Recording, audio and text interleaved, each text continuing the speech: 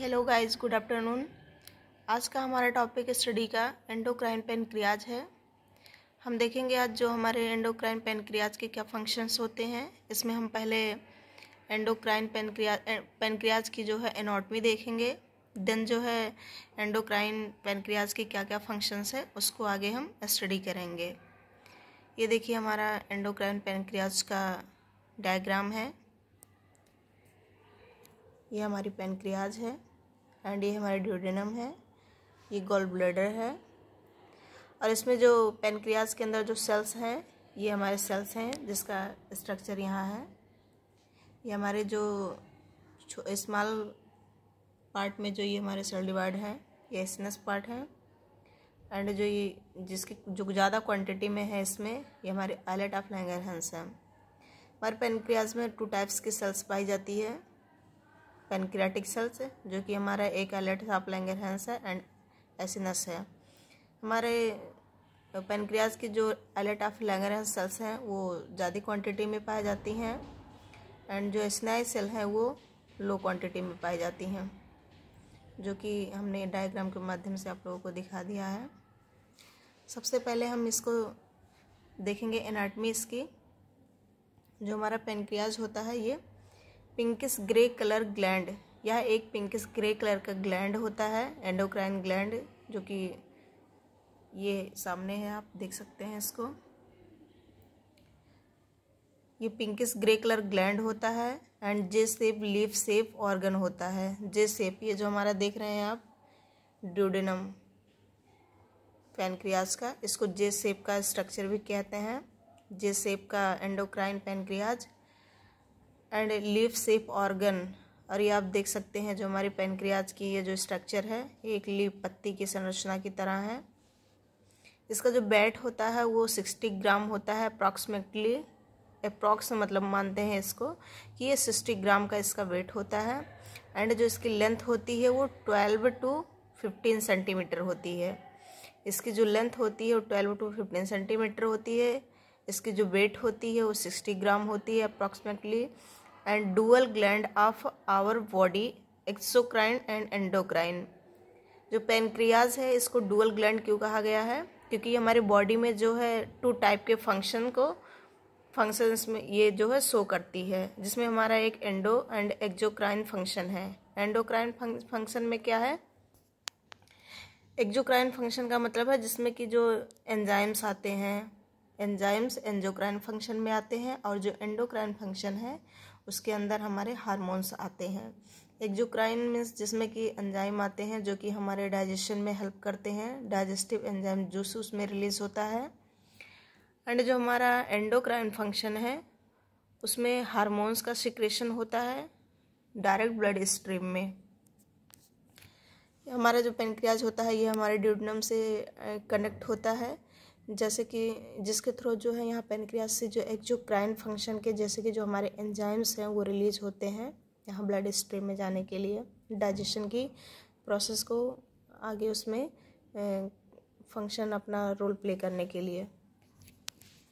आगे हम देखेंगे जो हमारे इस पैनक्रियाज में 2 टाइप्स के सेल्स होते हैं। एक हमारा होता है islet of Langerhans secrete hormone endocrine function. हमारे आइलेट ऑफ लैंगरहैंस सेल्स जो कि आप ये देख सकते हैं यहाँ से जो है हमारे एंडोक्राइन फंक्शन परफॉर्म होते हैं, जिससे कि हार्मोन का सिक्रेशन होता है। और जो हार्मोन्स का सिक्रेशन होता है उस पार्ट को हम एंडोक्राइन फंक्शंस कहते हैं। एंड जो हमारे एसिनाई सेल्स होते हैं ये आप छोटे छोटे पार्ट्स में देख सकते हैं, ये हमारे एसिनाई सेल्स होते हैं। यहाँ से एंजाइम का सिक्रेशन होता है, डाइजेस्टिव जो हमारे डाइजेशन के लिए इम्पॉर्टेंट होते हैं, डाइजेस्टिव एंजाइम का सिक्रेशन होता है। इसको हम एक्सोक्राइन फंक्शन बोलते हैं। जहाँ से हमारे हार्मोन्स का सिक्रेशन होता है उसको एंडोक्राइन फंक्शंस बोलते हैं। एंड जहाँ से एंजाइम्स का सिक्रेशन होता है उसको एक्सोक्राइन फंक्शन बोलते हैं। अब इसमें हम देखेंगे आगे पैनक्रियाटिक आइलेट, हम इसमें जो है एंडोक्राइन के बारे में ही डिस्कस करेंगे।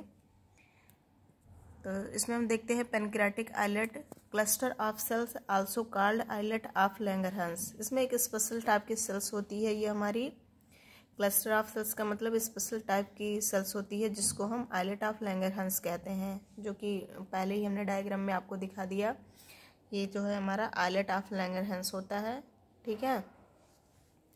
और आगे अब इसके बारे में हम देखते हैं। The endocrine part of pancreas consist of two collection of cells called islet of Langerhans. ये जो हमारा एंडोक्राइन पार्ट होता है पेनक्रियाज का, ये कंसिस्ट होता है collection of cells called islet of Langerhans. जो आइलेट ऑफ लैंगरहैंस सेल्स होती हैं, इसी को कंटेन करके जो है हमारा एंडोक्राइन सिस्टम बनता है। इसको हम एंडोक्राइन सिस्टम कहते हैं।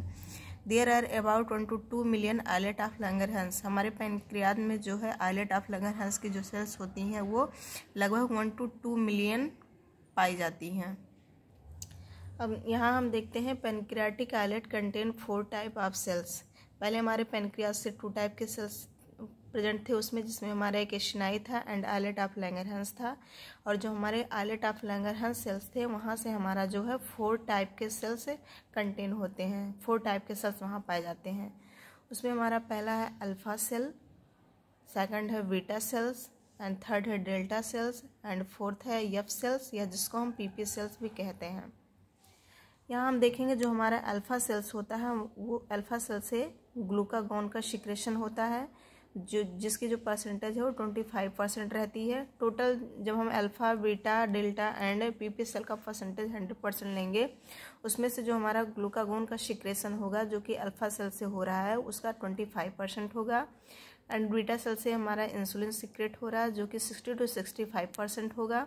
एंड डेल्टा सेल से जो है हमारा, जिसको एस सेल भी बोलते हैं, यहाँ से सोमेटोस्टैटिन का रिलीज होगा, सिक्रेशन होगा।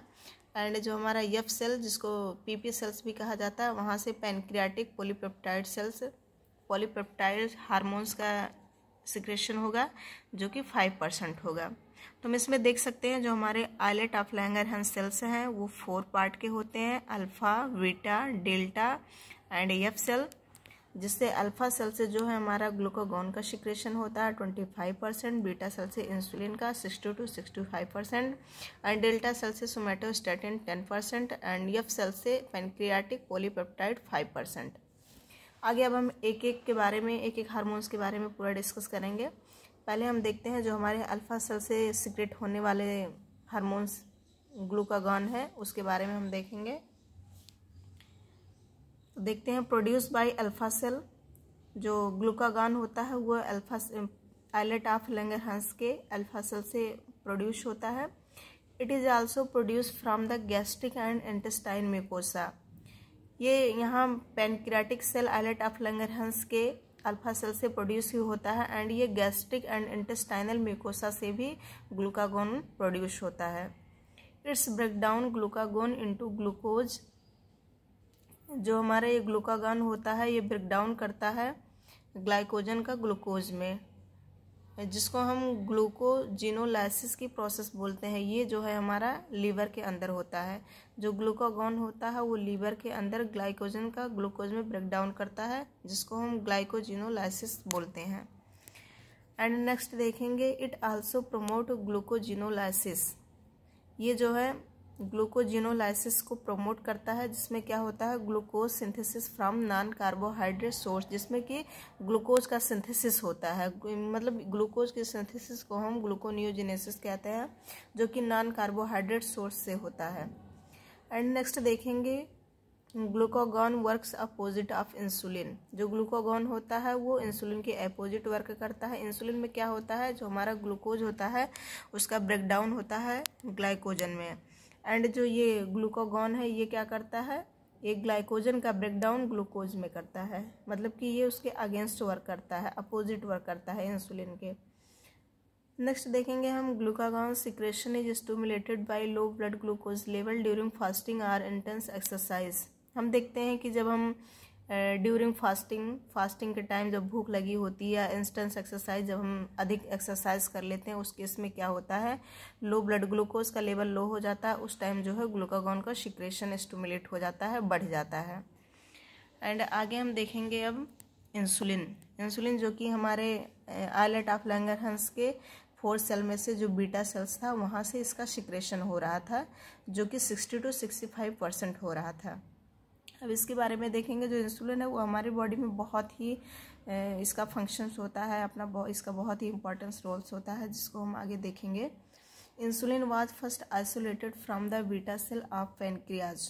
जो इंसुलिन है वो पहले आइसोलेट हुआ था, कहाँ से प्राप्त हुआ था? ये बीटा सेल्स ऑफ पेनक्रियाज के आइलेट ऑफ लैंगरहैंस सेल्स से।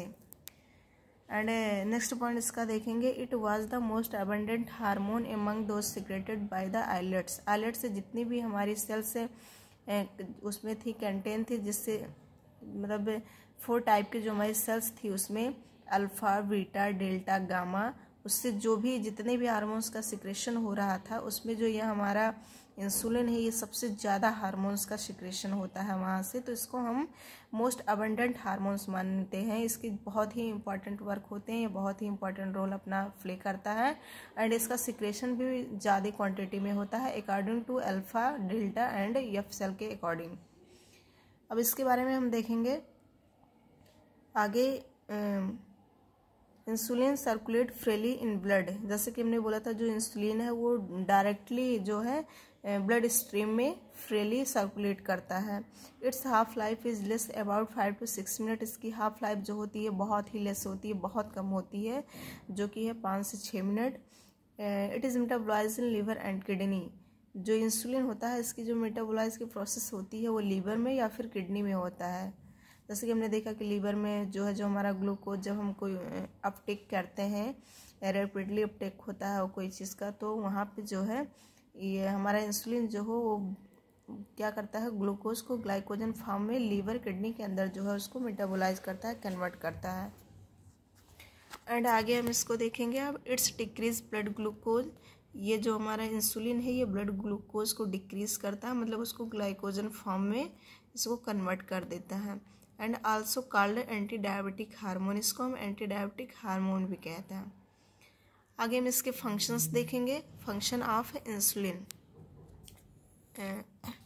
जैसे कि हमने बोला कि जो हमारे पैनक्रियाटिक सेल्स हैं उसमें से जो इंसुलिन है मोस्ट अबंडेंट होता है, जिसके बहुत से फंक्शंस होते हैं और इसकी क्वांटिटी भी लगभग 60 to 65% सिक्रेशन होता है। तो इसका हम 1 by 1 एक फंक्शंस देखेंगे। पहला फंक्शन है इसका, क्या इफेक्ट ये रोल कर रहा है, अपना प्ले कर रहा है, effect on carbohydrate metabolism. Insulin का हम कार्बोहाइड्रेट के मेटाबॉलिज्म पर इफेक्ट देखेंगे, इसका क्या ही इफेक्ट वहाँ पे होता है। Insulin causes rapid uptake, storage and utilisation of glucose by almost all tissue of our body, specially muscles, liver and adipocyte. Insulin के कारण रैपिड अपटेक, जब भी हम कोई चीज़ लेते हैं तो उसका तुरंत ही storage and utilisation of glucose by almost all tissue, तो जो हमारी बॉडी की टिश्यूज होती हैं जितने भी, वहाँ से जो है ग्लूकोज का जो है स्टोरेज एंड यूटिलाइजेशन बहुत ही रैपिडली हो जाता है, बहुत ही जल्दी हो जाता है। Specially muscles, liver and adipose, specially जो हमारी बॉडी में मसल्स होती हैं एंड लीवर में और एडिपोसाइट्स जो टिश्यूज होते हैं वहाँ पे बहुत ही जल्दी इसका स्टोरेज और यूटिलाइजेशन हो जाता है, जो कि हमारे इंसुलिन के थ्रू ही होता है। अब लीवर में हम देखते हैं क्या होता है। लीवर इंसुलिन स्टिमुलेट, लीवर में हमारा इंसुलिन क्या अपना फंक्शन प्ले करता है, ये break down of glucose to glycogen, जो ये इंक्रीज करता है ग्लाइकोजिनेसिस। ठीक है, लीवर में इंसुलिन ग्लाइकोजिनेसिस को इंक्रीज करता है एंड ग्लूकोनियोजेनेसिस की जो प्रोसेस होती है उसको डिक्रीज करता है। तो हम ग्लाइकोजेनेसिस में देखते हैं क्या होता है, break down of glucose to glycogen. ये breakdown of glucose to glycogen को प्रमोट करता है, इंक्रीज करता है एंड डिक्रीज मतलब कम करता है किसको, ग्लाइकोनियोजेनेसिस।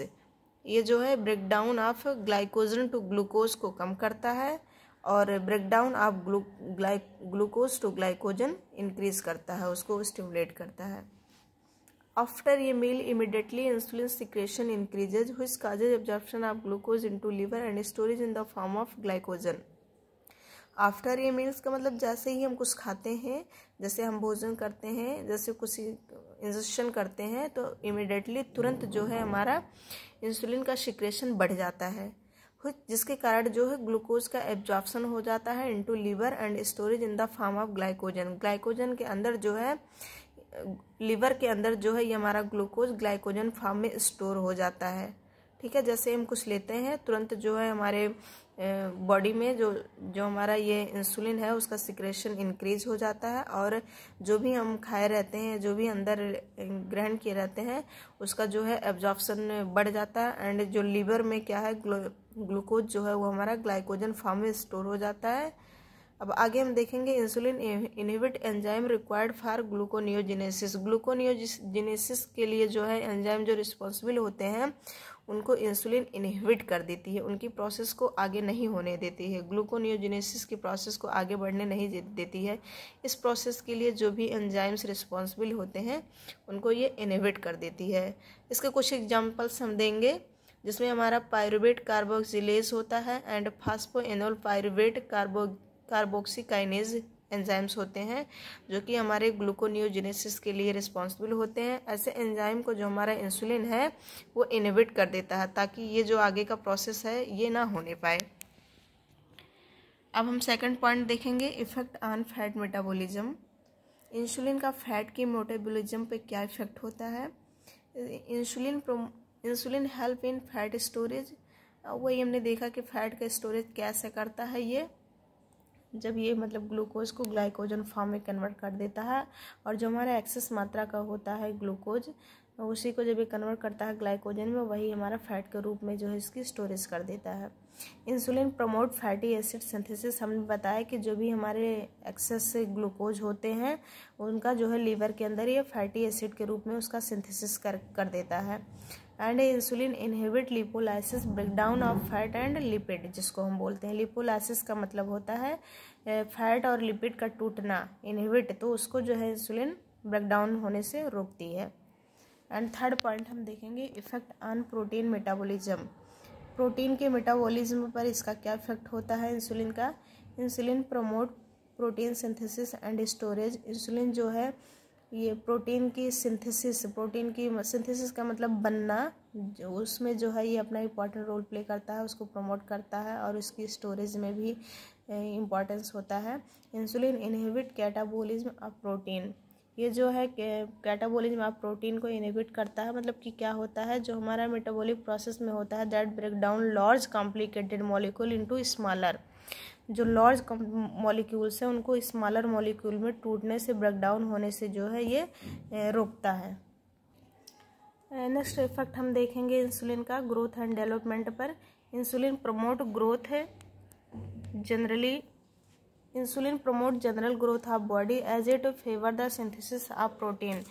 ये हमारी बॉडी के डेवलपमेंट और ग्रोथ में क्या फेवर करता है, ये जो कि है प्रोटीन के सिंथेसिस को बढ़ा के, सिंथेसिस के फेवर में, प्रोटीन के सिंथेसिस की फेवर करके जो है जनरली ये जो है बॉडी की ग्रोथ को प्रमोट करता है।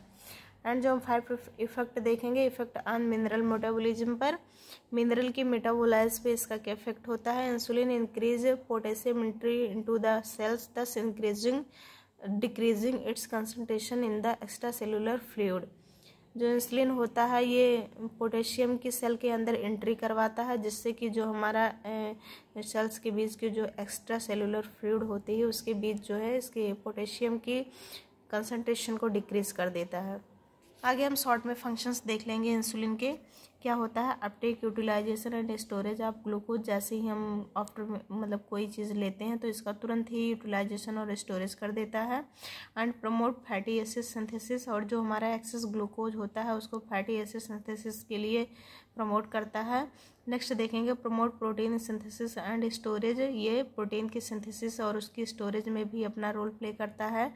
And promote general body growth, और बॉडी की ग्रोथ को भी प्रमोट करता है by the synthesis of protein. Increase potassium entry into the cells, और सेल्स के अंदर पोटेशियम की एंट्री करवा के जो है एक्स्ट्रा सेलुलर फ्लूइड में इसकी कंसंट्रेशन को डाउन कर देता है। ये था हमारा पैनक्रियाटिक इंसुलिन, जो कि हमारे आइलेट ऑफ लैंगरहैंस के बीटा सेल से रिलीज हो रहा था। हमारी बॉडी की बहुत ही इम्पोर्टेंट इसका होता है उसमें। Thank you.